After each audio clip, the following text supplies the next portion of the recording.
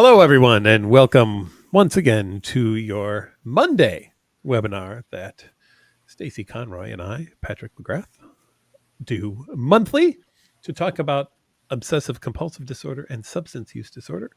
And thank you to OCD for giving us the platform to do so. And tonight, we have a guest. A special guest, an extra special guest, a guest who's blown us off and now has returned to the fold because now she's here with us. How dare I? What who is the? this person? Yeah. Yeah. Who does she think she is? I mean, Seriously, does she know who you guys are? Come on. Obviously not, Obviously because not. she did not get any memos going on as well there. So, yeah. Hi, Lauren. Welcome. Hello. Glad to have you here. So good to be here. So glad to always finally. Yeah. I mean, typical. No, seriously, I'm so glad to be here to talk with you guys. Love talking with you guys and love talking about the topic. So I'm just thrilled to be a part of.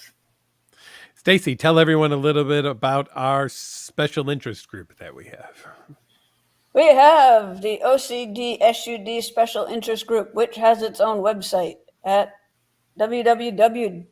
Just in case you didn't know World Wide Web by this point in history, OCDSUD.com. Worldwide. I thought it was stood for wow, but it's World Wide Web. What do you know? Okay, there we are. Yeah. I was hoping Wild Wild West. I don't know.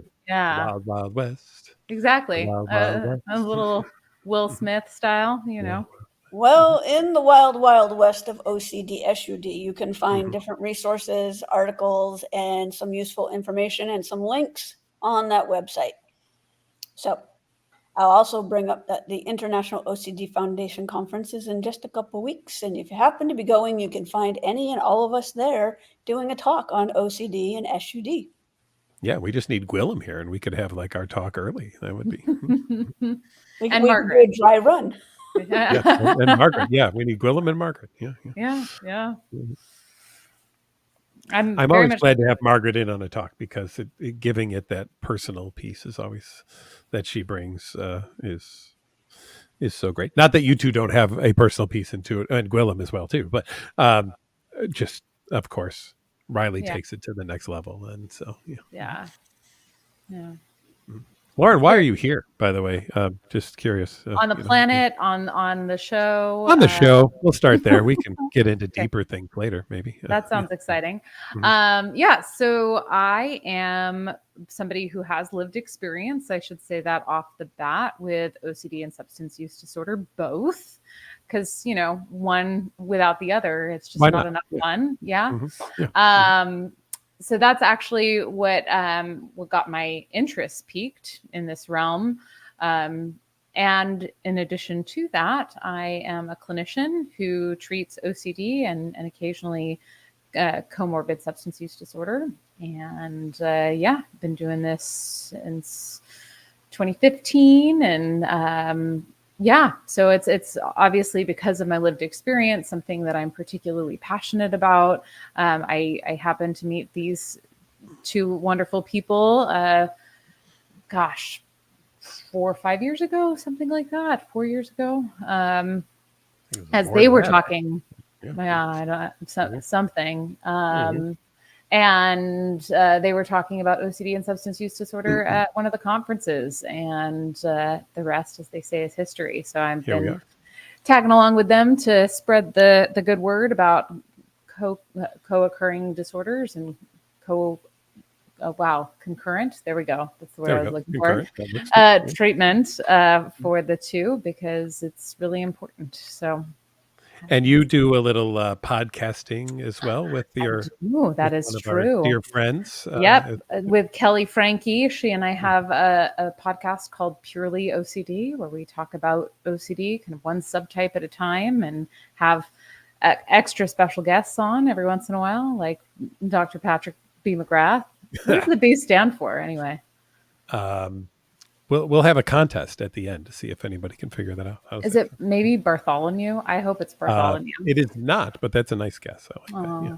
Well, anyway, so yes, Kelly and I have a podcast, and we meet semi-regularly. We've been taking a couple weeks off here, but plan to be back hopefully by the end of the month. And Yep. Got my own practice here in Southern California, and that's kind of the skinny. I did enjoy the clip that you played from when I was on your podcast about Which one? the Irishman. Yeah. It's my favorite. It's my favorite Patrickism, as it were. Well, you should Stacey, share do you know it. that one? Yeah. Stacey? Yeah. I describe ERP kind of like my favorite Irish phrase, which is only an Irishman can tell you to go to hell and make you look forward to the journey. And that's how I kind of think about ERP as well, too. I'm going to ask you to do some really difficult things, and I'm going to get you excited and motivated to do it as well. Indeed. I actually was just thinking about that podcast episode yesterday because my daughter, who is 11 months old tomorrow, which is absurd,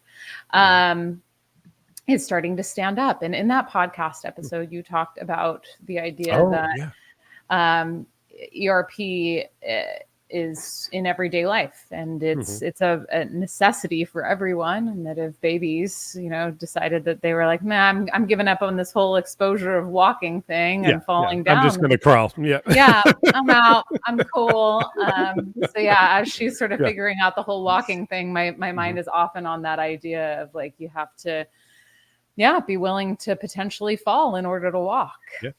We've been doing ERP since we were born, is what I say to people. That's right. You just don't always acknowledge it, but you are for sure. Yeah. Well, we got some questions that have come in, so happy to play a little moderator here, and we can check some of these out if that sounds good to you guys. Sounds great. Always like this one. Is it possible, I'll put it over here. Is it possible to pick up other people's obsessions or subtypes by just being exposed to them? My new fear is catching other subtypes. I've never seen it happen. I've seen people afraid of what if it were to happen, but I've not actually seen it happen. But I don't know about either of you. Oh, I'm happy with my subtypes. I don't need anybody else's. You're not collecting? Yeah. They're collector's edition. Hoarding. Here we go. Yeah, hoarding subtypes. No, it is interesting though what you just said, Patrick. Like so many people are afraid, I think, of that happening. I've certainly heard people be like, I don't want to join group therapy, which is a shame because it's so helpful for seeing your own experience mirrored in other people in forms that aren't as triggering for you because you usually have more objectivity around them. But a lot of avoidance around the potential for being triggered and taking on a new subtype. But no, I haven't seen it catch just yet. I think this is an interesting one. And for the two of you with lived experience, I'm going to have you talk about this one. How can I change my attitude toward non-OCD people? They seem so inconsistent with tracking contamination, touching their face after pumping gas, eating food with their hands, it's after handling cash, etc. Did you two ever notice something like that? You'd look at other people who didn't have OCD, be like, how the hell do you live like that? And how is that even possible? Or what was it like for you two? Hold it. You said did I? All right. Do you? Maybe still. Yeah. Yeah. There are times that, I do. But yeah, I definitely much more so previously looking at how people interact in the world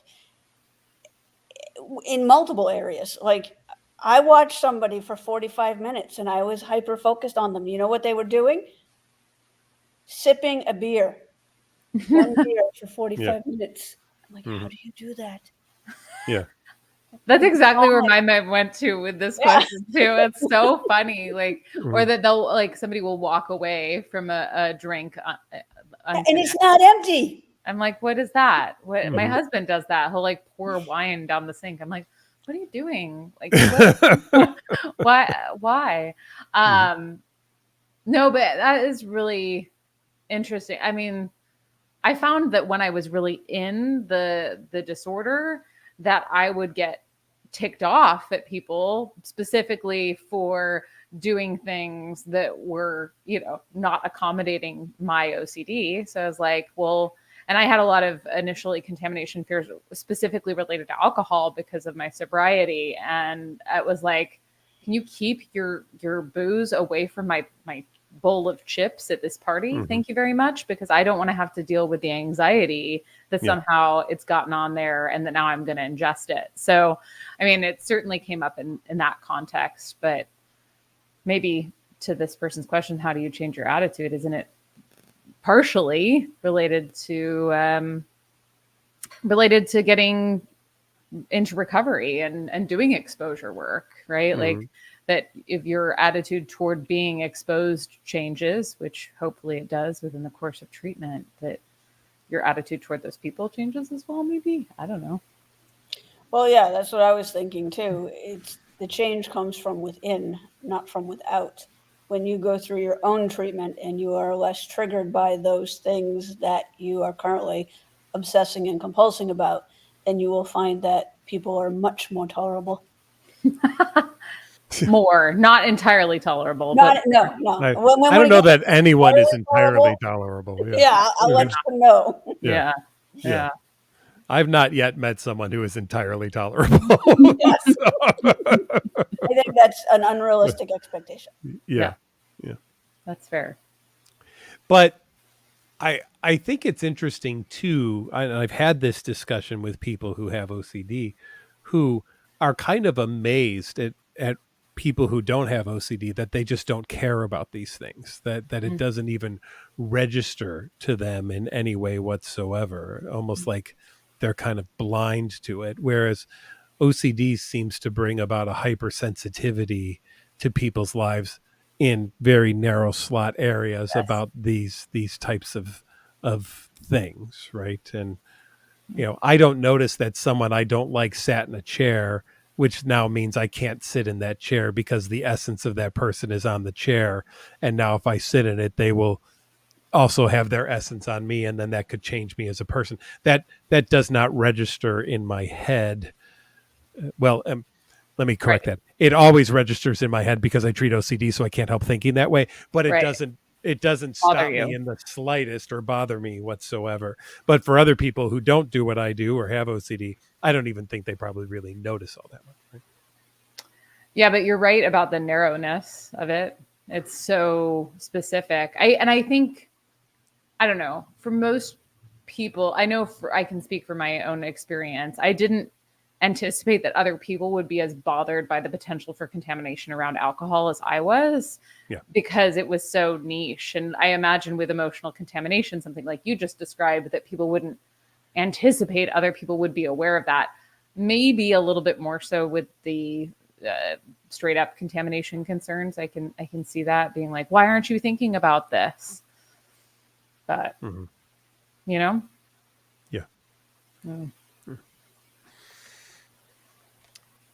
Do you find that with substances as well too, when you see people who are using or drinking? What are your reactions now that you're into recovery versus even maybe when you were starting off? Obviously, OCD grabbed onto that for you, Lauren, but we go to conferences and we know that there's drinking at conferences and there's parties and various things like that. So how does all of that play into things for the two of you? Stacey, you want to take it? Oh, yeah. Again, it's like, okay, people are having a glass of wine or having, a beer or one, or in previous years, they've handed out tickets, for a free drink or something at some of the receptions. And, I've been banned from having a free ticket. I don't get one, and if I'm seen with one, I'll probably get tackled. What about a Shirley Temple, Stacey? Come on. Yeah. Don't give up your ticket, man. Get that grenadine. Yeah. Right. But no, I think there is drinking at the conference, and it's one of the reasons why we try to have a support group. I don't know. We've had a 12-step meeting in the past. I don't know if there's one on the schedule this year. I don't think there is. I think they've gone back to a support group, but we try to have a place for people to be able to gather and talk about some of the stressors. because sometimes travel can be a stressor for SUD and OCD. Right. Anything that can trigger your OCD can trigger your SUD. And I mean, this is an OCD conference, so they have a lot of things in place for helping people with OCD, and including the, the hotel room brigade. Room brigade. Thank Got you. it. Can't say that word. So you have to kind of think about what you're going to need to get through the alcohol that is at the conference, the alcohol that is at the hotel. I have not actually been to the hotel that we'll be at this year, but I can tell you the hotel that clearly is the most triggering is the one they like to go to in Chicago, because you walk in and there's a huge bar right in front of you, and it's something the blind woman can see. Okay, so it's a big bar. I walk in and my brain goes, ooh. So you do have to think of what you need in terms of support while you're there. Are there people who you can talk to that are there, that know about your history with SUD? Do you need to touch base with your therapist who's not there, a sponsor, a support, somebody from a group? Do you need to, take breaks away from seeing or smelling alcohol? Are there events you should skip and not attend? And although we talk about avoidance not being a good coping strategy overall, it can be in a moment or for a specific short period of time, particularly if it's going to trigger your SUD and cravings in a stressful situation. Yeah. Well, you're so right, Patrick, like just dovetailing off of what Stacey was just saying, to ask about the differences between early recovery versus ongoing, because I think that early on, that taking space, and even if you might see it as a form of avoidance, or it might even be avoidance, it's important. It's an important step in the process to get that space while you're still learning how to navigate having urges to use without doing so. I've found, certainly as the years have progressed, that when we're at events like the conference and lots of people are drinking, that it's not troubling to me now. And either it's more interesting than anything, right? Like on the one hand, Stacey mentioned that it's like, oh yeah, somebody's having like one beer over the course of 5 hours. How interesting, almost like an anthropological experiment. Like, I was never able to do that. Yeah. What do you mean? But I think that also what I'm always very intrigued by are the people who are like, oh, come on, just have a drink, right? Like, because there are those people. I don't know that I've necessarily come across them at the conference, but certainly out in the world at large, that there are some people who are really bothered by the fact that you don't drink. And they'll kind of try to, rope you in. Oh, like, you could just have one though, right? It's like no big deal. So that's also very interesting. Yeah. I've always been intrigued as somebody. I mean, I haven't had a drink of alcohol in 30 years. I have a fabulous social life. I travel. I've gone international. I go to theme parks. I go to events. I go to sporting events. So, the idea that you cannot be social without alcohol fascinates me. And the construct that so much of our social activity revolves around alcohol.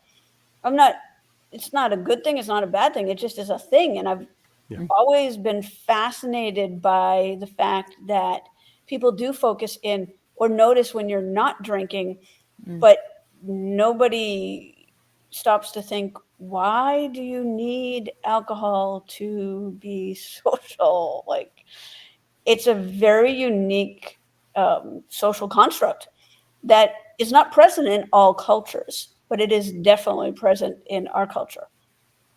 Yeah. Well, and it's interesting too that oftentimes I have to imagine that and social anxiety go hand in hand. That the tendency to feel anxious in social settings is, leads to the desire for that sort of social lubricant, as it were. I'm just looking around. Kelly said, it's calling back something to Lauren that you brought up earlier, that we've been doing ERP since we were children and don't know it. What do we mean by that? I mean, my example that I gave on your show was, imagine a baby standing up, falling back on their butt, and thinking to themselves, well, that really sucked. I'm not doing that ever again. I'm out. I'm out. All they would do would be crawl for the rest of their life versus, okay, that wasn't very comfortable. I'm going to try that again and see what I could do this time to make it better. All right. I'm going to try it again and see what I can do to make it better. And really, that to me, what ERP is. It's like when you learn how to ride a bicycle, you start on a big wheel, or if you were the cool kid on the block, you had the green machine. That thing was awesome. Ooh, yes. Remember the Never green seen machine? a green. I do No, remember the Oh, green Lauren, machine. you're I'm gonna looking it up, man. you're right googling now. that, right? Google green machine, Lauren, because that Green thing was machine. awesome. Yes. Okay, I will say. what's funny is that I thought I saw something, but abyssal is the first thing that Oh, came. no. No. Do green Bike. machine. I got bike. it. I got it. Wow, that is Wasn't it? I mean, spectacular. Really, amazing. next Absolutely level. amazing. Totally next level. Wow. Yeah. And then you had a tricycle, and then you had a bike with training wheels, and then a parent holding you, and then they eventually let go, at which time you promptly fell on your face off of the bicycle. And you could have at that point said, screw this, that sucked, I'm never doing that again. But no, you got back on the bike, you tried it again, you got back on the bike, you tried it again, you got back on the bike, you tried it again. And you kept doing that until you weren't you were able to do it on your own. And so that to me is kind of a form of exposure and response prevention, because I'm being exposed to something uncomfortable and I have two choices. I could say, nope, not doing that again, or all right, I'm going to try that again, and this time I'm going to learn from my mistakes and I'm going to move forward and do something. Of And that's course, really what we want. if you're me, Yeah. you learn from your mistakes and you stop riding a bike. Well, that might have been a good choice for you. Yeah. Of course, most of my mistakes came from crashing because I couldn't see. Yeah. Yeah. That's fair. That had to be interesting though, growing up. I mean, obviously, but Yes. you probably learned darn fast about where to go and not go, I'm thinking, because you had less ability to stop yourself than us with full vision were able to do. Mhm. Yeah, well, trust me, I have the ER bills to prove that Yeah. I'm not a quick learner. No. Yeah. Yeah, but you also like skydiving. So, I mean, you're not Well, exactly averse to thrill seeking. And thus, I think your ER bills might have something to do with that as well. Well, Just saying. that is true. Yeah. I have jumped out of perfectly good airplanes on purpose. On purpose, a lot of times. But do you want to know the nature of anxiety and how much sense it does not make? Mhm. Yes. I was skydiving. Why I refused to get on a commercial airliner. I Yeah. would not fly to go visit anybody. I wouldn't get on a commercial airliner. United, Delta, didn't matter. I wouldn't do it. But I would go up in an airplane and jump out. That does not make any sense whatsoever. But that's the beauty of an anxiety-based condition. Doesn't have to. Logic gone out the Gone. window. Logic. Bye. Yeah. See, Or in my don't case, care out the about plane. you. You don't Yeah. matter. Yeah. Mhm. Yeah. But I think that brings up a very good point is sometimes we try to make anxiety make sense, and it doesn't. When we seek certainty or we seek reassurance, we're trying to make something make sense, and it never does. And we get stuck in that loop over and over and over again.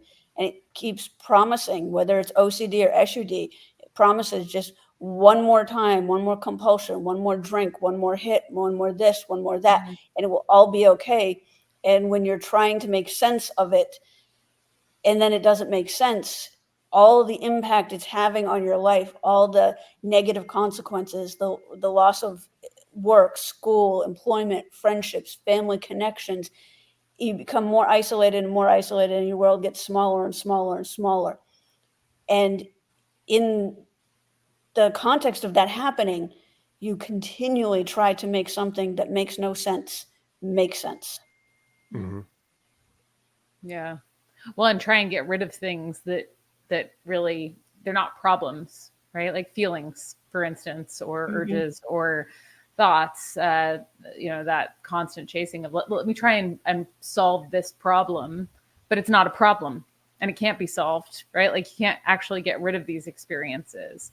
I think that's why I like the metaphor that you were just using regarding ERP being a lifelong process for everyone, Patrick, is like that it's about learning how to get better at feeling anxious and doing what matters to you anyway, not about trying to get rid of, like, learning how to get rid of your anxiety. Just like it's about learning how to walk better, not learning how to, never fall or something to that effect. Yeah. I can't give you guaranteed safety, but I can teach you how to handle things. Exactly. Right. Exactly. And of course, anxiety wants the guaranteed safety. And Always. OCD takes it, I think, a step further and says it is attainable. You just haven't figured it out yet, but keep trying. You'll get there one day. Yeah. And that's the lie that people fall for with OCD, is that they can actually attain that. Well, but isn't that also in some ways the lie with, I understand it's not about uncertainty per se, but like with substance use disorder is that you're you're going to get to like perpetual happiness someday. And you just have to use. That's all. Yeah. And your life is going to get ruined in the meantime. But it's there. Just keep grasping. Keep going for it. That's why I've always thought they have to be treated together, because they're so similar in so many ways. Right. Yeah. Yeah. Yeah, we did a talk and entitled it "One is Too Many and 1,000 is Never Enough," and it fits for both. Yeah. Yeah. Yep. Compulsions or pills, exactly, or drinks. Yeah.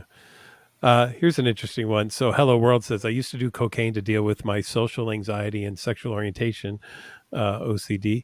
When I was out with my friends before the diagnosis, it would get rid of the thoughts. I've stopped. What could be the explanation? Oh, it's a drug. There you go. Yeah, we figured it out. Yeah. Mm-hmm. I say that with all due love and respect, okay? Because this is what I've lived this. The only time my mind was ever quiet was when I was on substances, and then I got a lot of treatment, and my mind's, I won't say it's quiet, but I've learned that it doesn't really matter what my mind is saying. It just has its own dialogue sometimes, and I thank it for its opinion, and I keep doing what's important to me.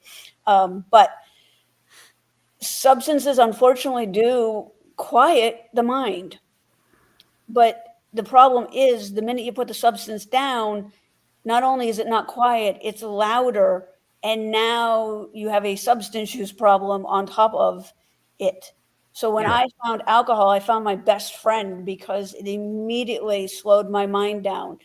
But it never resolved the OCD. No. And so I had years of trying to now address a substance use disorder issue on top of eventually having to go back and treat the OCD and the PTSD. I didn't avoid those in order to be in recovery. Now I had to treat all three of them when I was hoping to solve one with the other. It just doesn't work. It's the fake promise of the SUD will solve the OCD, and they just end up feeding off of each other. Even when you get into recovery, the things you try to do to get recovery from OCD, the SUD grabs onto and creates obsessions and fears and seeking certainty and reassurance in the context of whatever it is you're doing to try to get your SUD recovery. And one person's drug may accelerate their OCD and make it worse, and another person may find it to be calming, right? So it's not that there's a universal by drug either in this situation. No, that's the thing, is the individual person's chemistry interacting with the drug is going to have different effects depending on the person. Yeah. Like Hello World says, they feel that daily weed smoking made the OCD worse when they were doing that. And yet, we get another person here who says they've done cocaine and it made the OCD worse. So it just kind of depends, on, I think, the person and their chemistry and all of those kinds of things. And if Margaret was here, she would talk about Riley. Alcohol calmed his brain down, right? But Right. he was a big kid. He needed a lot of it. And so, well, yeah. And that's the trouble is that when Stacey, when you said like, I found my best friend, and that's certainly how I felt when I found alcohol. And yet this is like the worst best friend ever, right? Like constantly sabotaging your life in a million different ways. Look, it would be the solution if it weren't for the fact that it causes a million other problems. Just like doing compulsions would be the solution. Well, if they don't always work, and neither does alcohol, neither do drugs. But I think that the idea that it would be the solution if it weren't for the fact that, seeking reassurance tends to cause strain and stress in your relationships and make your relationships about trying to alleviate your anxiety instead of the relationships, for example, or, endlessly ruminating, trying to get an answer about something kind of tends to take you out of the present moment and out of your life. So it's the solution, both of them, substances, compulsions, until it's not. And it doesn't, but it can be any different substance for sure. And even people are asking like about CBD and ketamine, and the answer is we don't know yet enough. There's not enough out there to tell us. We're doing some interesting studies. Yeah, but even just looking at the legal drugs that are available to us, the prescribed drugs, the SSRIs, there's not just one, because one might work for someone's chemistry and not work for another person's chemistry. So even in that situation, there are multiple ways of it, right? Mm-hmm. And 2 months ago, I mentioned, and it's still in process, the FDA has suggested that the federal government change marijuana from a Schedule I drug, which means it has no medical purposes whatsoever. Like heroin is a Schedule I drug in the United States. So is marijuana. To a Schedule III, which would put it in the same category as, say, steroids. You need a prescription, but it has medical utilization. The thing that's important about this is if it's reclassified as a Schedule III drug, then the National Institute of Health and other organizations can support research utilizing marijuana, where they'll utilize a specific strain, dosage, THC level, and we'll get information. Because right now, you just don't know what it is you're truly getting. They might say it has this much THC or that much THC, but it's not a federally regulated substance at this point. It's legal at the state level, and there are some regulations, but not a lot. So it's very much like the bodybuilding or supplement market. So you could be getting CBD and you don't know really how much CBD, is it THC free or not. So that makes it really hard for anybody to give any advice or insight. And even the research that's been done on CBD, if you look at them across studies, it's hard to compare because this one was using this much CBD, this one was using that much CBD, this one didn't actually measure dose.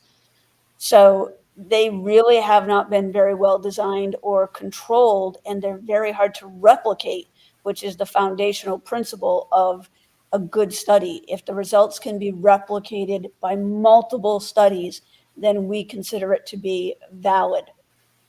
And for marijuana, we haven't been able to do that because it's classified as a Schedule I drug, which means there's no reason to do research with it. Yeah. Yeah. Mm-hmm. This is a fun one for you too, with lived experience. OCD is different for everyone. So how do I know if I have it? Oh my gosh. This is the worst one. You ever have that one? You ever have that one? Yeah. 100%. That was my favorite one at the beginning of treatment. My therapist must have spent 6 months with me being, but what if it's not OCD? Mm-hmm. Look, the reality is you never know anything with 100% certainty. You go with your best educated guess, right? If you go to a clinician who specializes in OCD and they look at your symptoms and they say, hey, I'm giving you an OCD diagnosis based on what you're telling me, then that seems like a reasonable way to move forward, is that this, like you're probably dealing with OCD. But OCD is the doubting disorder. There's always going to be the possibility that that it's something else, or that you're missing something, or something else comes up that's related to doubt and trying to resolve doubt. But maybe it's something else. And it's like, we have to make, I think Sally Winston says it's like our best guess, right? Ultimately. Yeah. OCD is that tricky little monster that wants that guarantee. If it won't even believe in itself, well, how can it believe in anything else, right? It's like the movie Inception, but in your brain instead of somebody else's brain, I suppose. Yeah. Right? Like folds in on itself, this disorder. Someone asked go ahead. Stacey. I was going to say, I never had that problem. No? Denial was not my friend. I remember very clearly one time I had been admitted to the hospital for an injury that happened while I was intoxicated. And the next day, this very young, nice social worker, and this was before I was a social worker, came in and sat at the foot of my hospital bed. And she said, Miss Conroy, do you think you might have a problem with alcohol? And I looked her straight in the face and said, no. I know I have a problem with alcohol. I don't care. And you're not going to solve it. And I'm going out drinking tonight. Thank you very much. And, bye. Bye. Like, no, alcohol's not for sipping or tasting or for little umbrellas. It's for getting me, quiet in the head. Thank you very much. Got to go. Bye-bye. And I was kind of like that every time somebody said, you have this. I'm like, really? Thanks. Insight. Yeah. Like, duh. Yeah. Welcome to the party. Now getting me to do something about it, that was an entirely different issue. Yeah. That's really funny, because when I got sober, I was like, but what if I totally had the thought that, and I guess part of that is circumstantial. I was 19 years old and my bottom was high, right? Like I didn't go down to the depths that some people go to with substance use disorder, but I was trying to bargain my way out of it. I was like, well, maybe. And what about what happens when I turn 21 or I get married? What am I supposed to do then? I can't be sober. How do you have a toast at a wedding without champagne? Hello, which, spoiler alert, I got married sober, so it worked out. Yeah. And I did turn 21 sober, and it was hilarious. So. And your spouse has not held that over you since the wedding, that you did not toast with champagne? No, he hasn't. I should alert him that he should be holding that against me, though. Yeah, I don't think you're actually married if you didn't do a champagne toast. No, that's right? a really good point. It's not legal, actually. I don't think it's legal. Yeah, right. I think that's the fine legal. print. Yeah. No, it's great. Yeah. Sparkling grape juice is lovely, isn't it? It's beautiful. Delightful. It's a great thing. Yes, absolutely. Mm-hmm. Good for you. Thanks. Here's another lived experience one. I don't struggle with OCD when dreaming, but I do regularly when awake, which I think is great. Was it different for the two of you, like dreaming, or did because I've heard some people who have had a dream and now that's a trigger for their OCD. Why did I dream that? Maybe I want that because it was in my dream, to go all Freudian and all those kinds of things. And other people talked about they like sleeping because in their dreams they don't care. They're pretty carefree. It's real life that's tougher. So I just didn't know if that might have resonated for either of you on the dream piece of it. For me, it does, not so much for the OCD, but the SUD. I had a lot of using dreams, especially early in recovery, dreams where I relapsed, and all of the negative stuff that goes along with that, and how I let people down. And, sleep has never been my superpower. It's still not my superpower. I've never been a good sleeper at any point in my life. But when you have nightmares of any sort, it's problematic and it can increase your stress level. But yeah, I had a lot of dreams about using and relapsing probably in the first, I would say 5 to 6 years of my recovery from SUD. Mm-hmm. Yeah. And then if I had one later, like I had a few around, 10 or 11 years, I'd wake up and go, oh, that was fun. No, the problem with the using of the drinking dreams for me is that I always come to at some point and recognize like, oh wait, I'm supposed to be sober. Like what happened? I still have them occasionally, and it's always like, oh my God, what happened? Why did I do this? What's wrong with me? So I never get to really enjoy them, which is it's a shame. But no, that's a really good point, Stacey. Like the drinking dreams can be very intense, and always the waking up. It's almost like I quit smoking 11 years ago too, and every once in a while I'll have a dream that I've been smoking this whole time. Like I'm so relieved when I wake up and I realize that it wasn't reality. But I think that your question, Patrick, about dreams as triggers, it comes up so often for clients. And sometimes, I mean, it certainly caused me anxiety. Like I said, during the dream, there's usually relief when I woke up from a dream about drinking. What's really interesting to me, I had this really cool moment relatively recently, actually, that I'm going to share. That's about getting triggered in a dream. I found myself really going down an existential rabbit hole in a dream. Man, gosh, this must have been like several weeks ago. I got really triggered, and in the dream, I stopped and I was like, "How about we set this question aside for a little while?"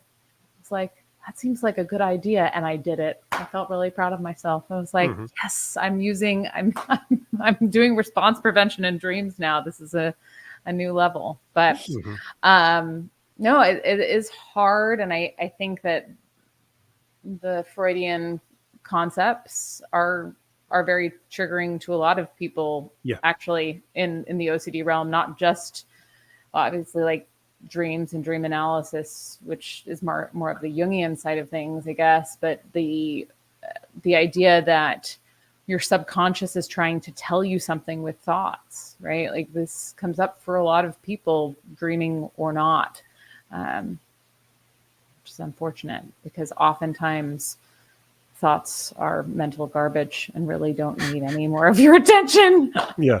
Amen. Yeah. Yeah. Yeah. And that's why I say now when I wake up, I'm like, oh, okay, that was fun. Yeah. Because I don't ascribe as much importance to my thoughts, whether they pop up around SUD or OCD or in dreams. There was a time where I found all of it distressing.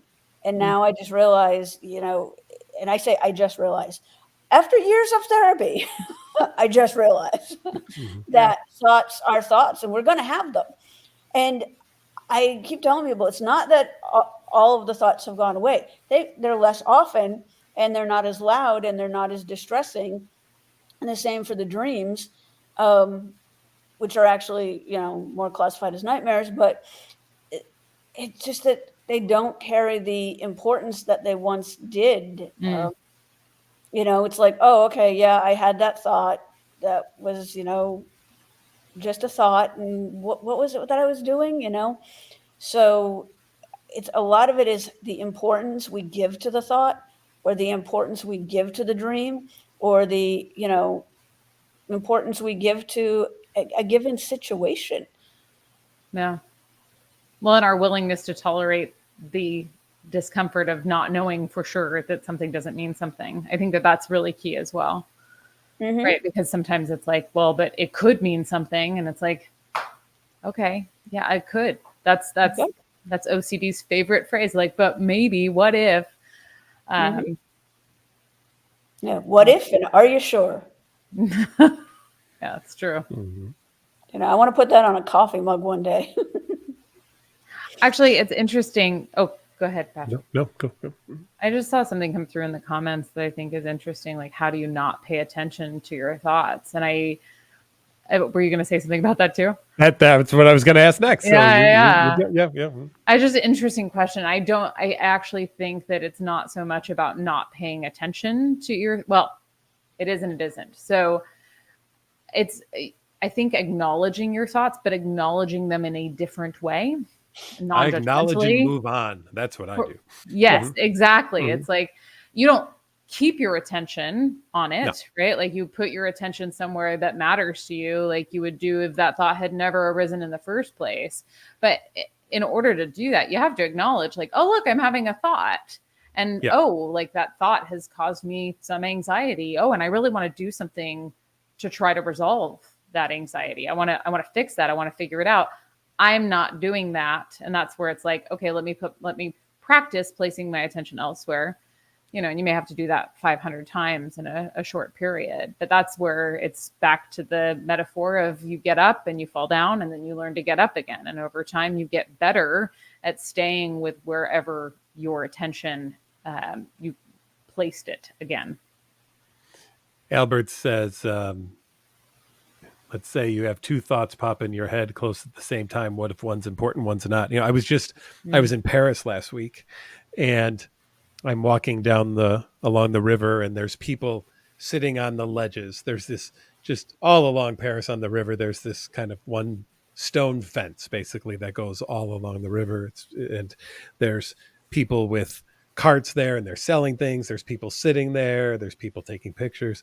And I walked past someone also while, looking at my camera to take some photos, because I do a little photography on the side, and looking at some of the booths, because I like that they sell old antique posters and magazines. That's what I collect. So I have multiple thoughts going on at the same time. One is, what am I going to take a picture of?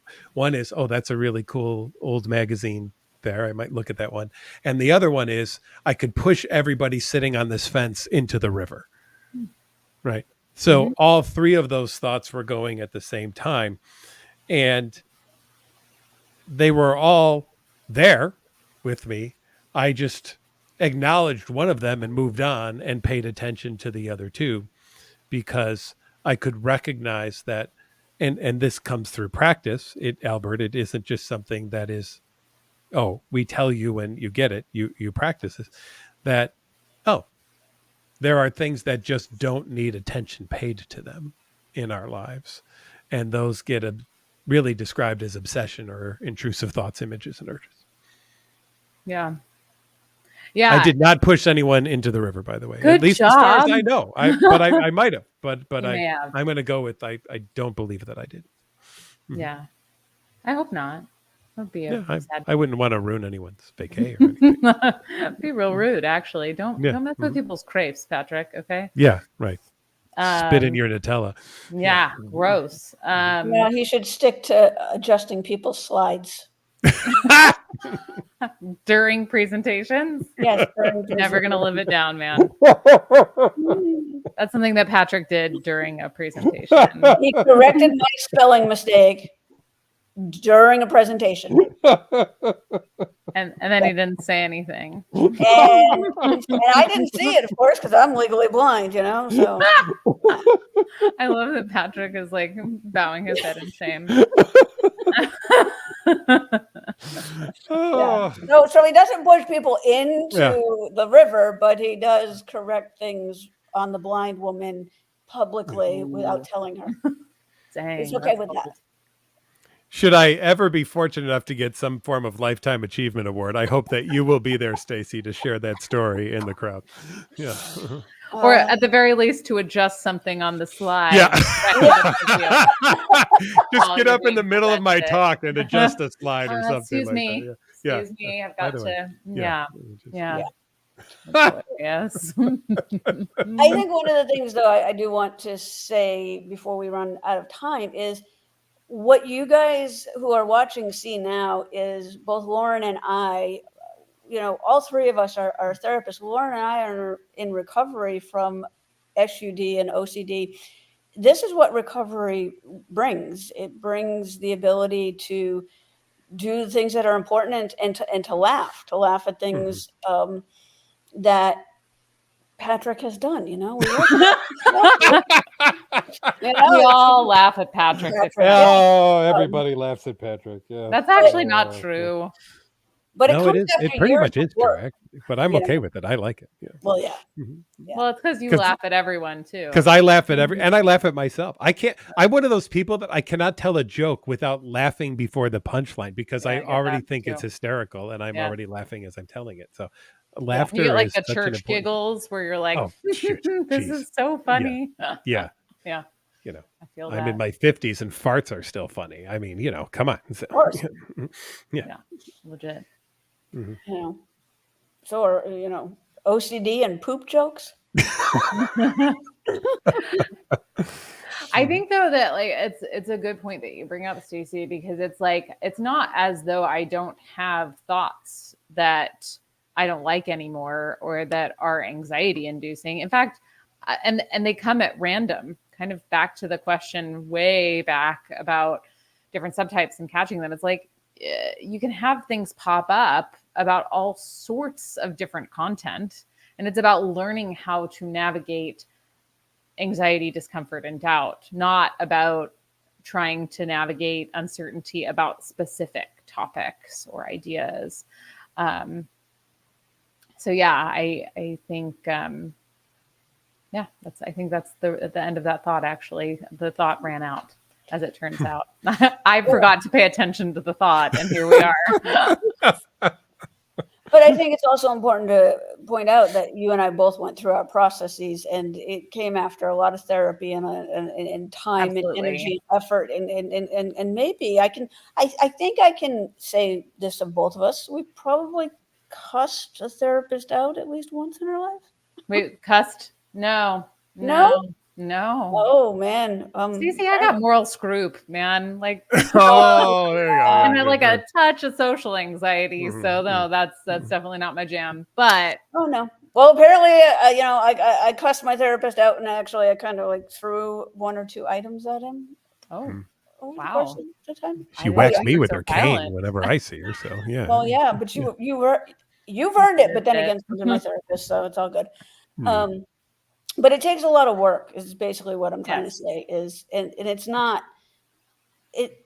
Getting to this point was not easy, No. but it was absolutely worth it. I've never met anybody who has gotten to a place of recovery, which does not mean you don't have any unwanted thoughts or cravings or urges or frustrations or anxiety. It just means you've gotten to a place where, these things don't run your day-to-day life the way they did. Yeah. But the journey is challenging, but I've never met anybody who's done the journey who says, no, I would give it back. No, I'm keeping it. Yeah. So true. Mhm. I would never give it back for anything. Yeah. I think it's really important what you said. And again, where these two conditions to me share an overlap of there will always be temptations to do a compulsion to get that immediate gratification or relief. There will always be temptations to use a substance just because of either the smell reminds you or the taste. When you're triggered, especially I think if you've been away from something for so long, whatever's triggering you if we think of it as that little voice in the back of your head, it isn't like, remember all the bad times? No, it's like, remember all the great times? Remember me when we were really great and everything? Yeah. And So it just, true. yeah, wants you back. Yeah. What a jerk. Never talks about the bad times ever. Like they No. never have been. Yeah.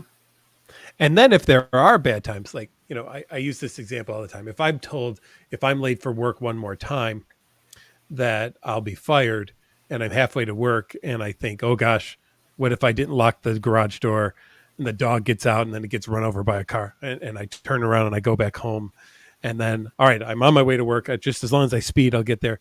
Oh, but then there's a train. And now I show up at the door and they hand me my stuff and say I'm out. My OCD isn't going to apologize. Mm-mm. It's going to say, had you just done everything the way I told you the first time, you wouldn't have had to worry about that. Right. So I've never seen OCD or SUD take responsibility for anything that went wrong in anybody's life whatsoever. No, it's always the person, right? It's always like, Mhm. gosh, it's your fault, you jerk. It's like, Mhm. no, you jerk. Mhm. Yeah, that's true. No, I mean, just that was one of the interesting insights, especially doing the residential when we had people in there who had both going on and treating them at the same time, and I hope that we make an impact, right? And that's why I like to do what we do. I'll never forget the person who told me they were on their 27th detox, and I was the first person that asked them about anxiety. It's crazy. It's crazy. And it's interesting, like a ways back in the thread too, somebody mentioned eating disorders and nobody diagnosed harm OCD, I think was what the person said, in spite of the fact that they had been dealing with and trying to navigate eating disorders. I work with co-occurring eating disorders a lot, and it's maddening, right? Like that there's not more knowledge about the overlap between all of these conditions, because they are oftentimes happening simultaneously. And yeah, but I could descend my soapbox now. No. Well, that brings us to the top of the hour. So, Lauren, thank you for being our special guest today. We do appreciate Thank you for having me. you. It was so was nice. Always. Stacey, give them a little roundabout of what we do again and where they can find us. You can find us, this you can find on YouTube. And we are also at OCDSUD.com. Yeah, I had to think about that. .com. And all three of us will be at the conference for the IOCDF conference in Orlando, Florida in just a few weeks. Just remember, this one here is legally blind. So if you're waving to me, it's not going to work. Not gonna work. To talk to me, you need to actually come up and say hello. Yes. You can wave at Patrick. He'll just walk right past you anyway. Doesn't matter. He has no excuse. No, but yeah, oblivious to the world. OCDSUD.com, and I hope to see some of you who will be at the conference. And thanks to NoCD for giving us the platform to utilize this. Everyone, check us out at nocd.com if you're looking for help for OCD treatment. All right. We'll be back in a month, everyone. Thank you. See you all later. It's been a blast. Always happy to have everybody here. Lauren, we'll have you back again sometime. It'll be fun.